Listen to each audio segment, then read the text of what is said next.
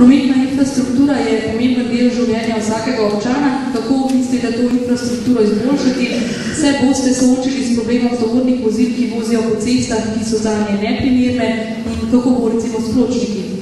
Začnemo z gospodom Potočnikom.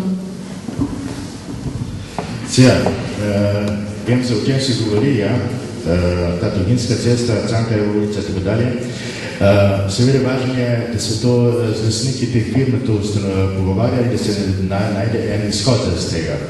Posebno važno je pa tudi tale promet za Domžale Ljubljana, to je pa zopet tale avtobusni promet, ki se zdeva obvezno, da se pogovarja z železnico skupaj, da se pogovarjajo z ljubljanskim prometom, da naredijo skupno karto. Ker povsod v svetu, če ti kupiš eno karto, zelo lahko voziš cel dan.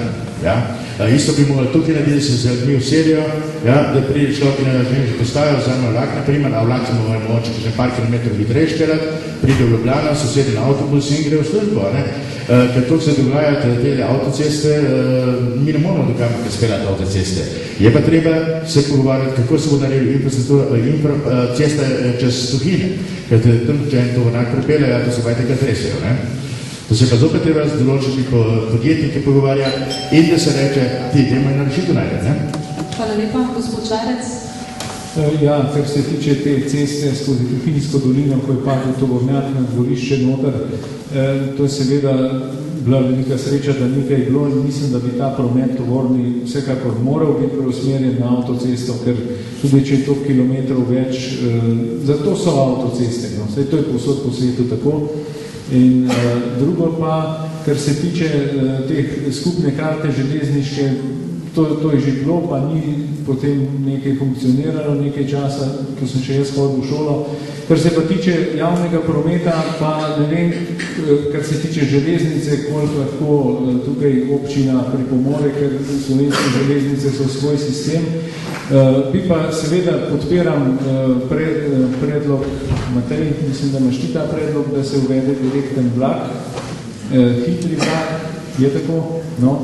To moram ta predlog podpreti, ker vlak, ki ima postaji 13 do Ljubljane, ne more biti hiter, ker se pa tiče Hvala lepa, gospod Ljubovič.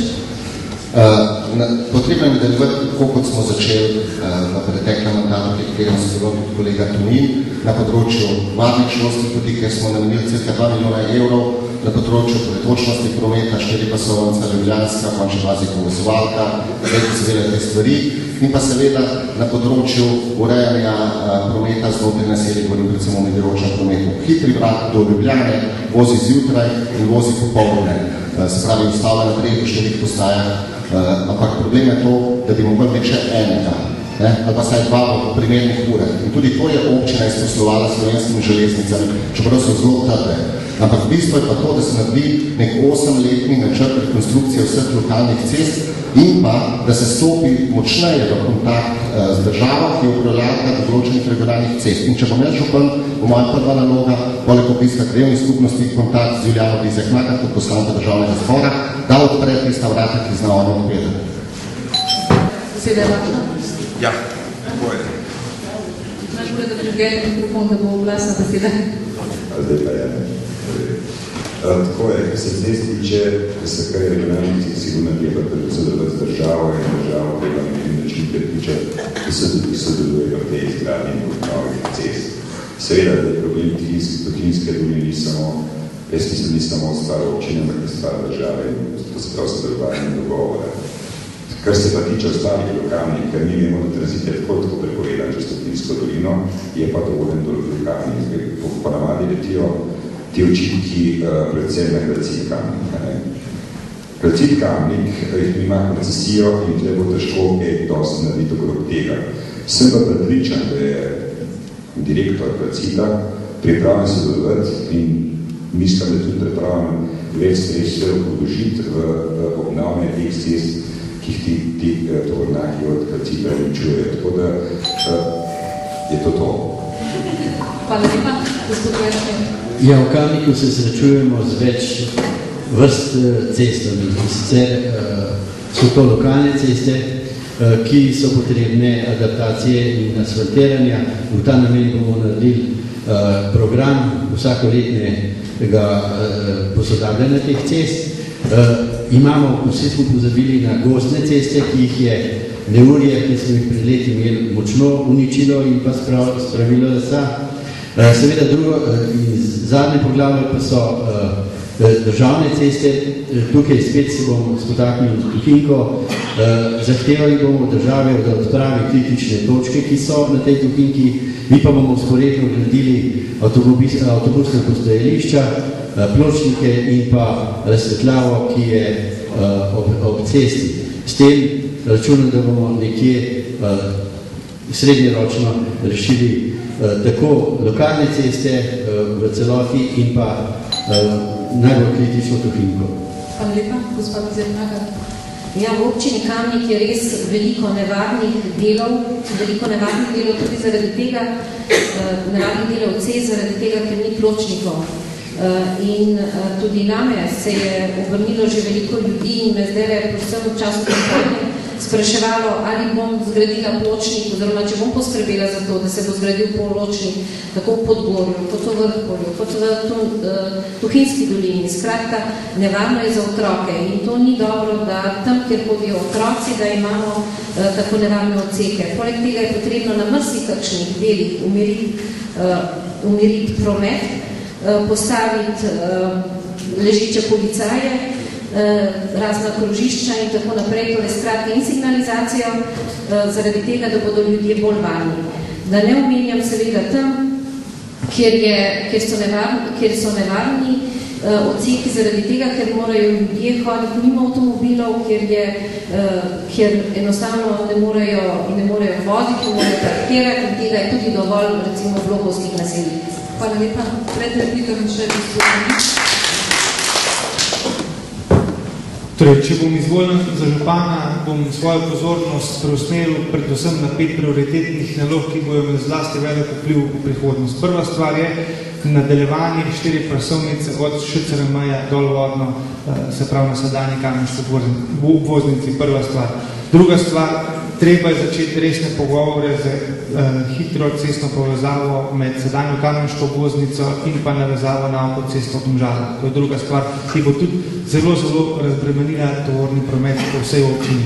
Tretja stvar, zagotoviti varnost v Tuhinjski dolini in po dolini Kamenške Bistrice. Četrta stvar, treba je urediti krožni primestni brezplačni promet, ki bo vozil okrog in okrog mesta in s tem bo tudi ta znotraj mestni promet razbremenil. In še peta stvar, to pa je, kot je že Marjan rekel, izboljšati povezavo vlaka med Ljubljano in Kamnikom. Predvsem, da je ta povezava hitrejša. Veliko ljudi prav, če bi bil vlak hitrejši, bi se vsi radi šli z vlakom, kot pa z avtomobili.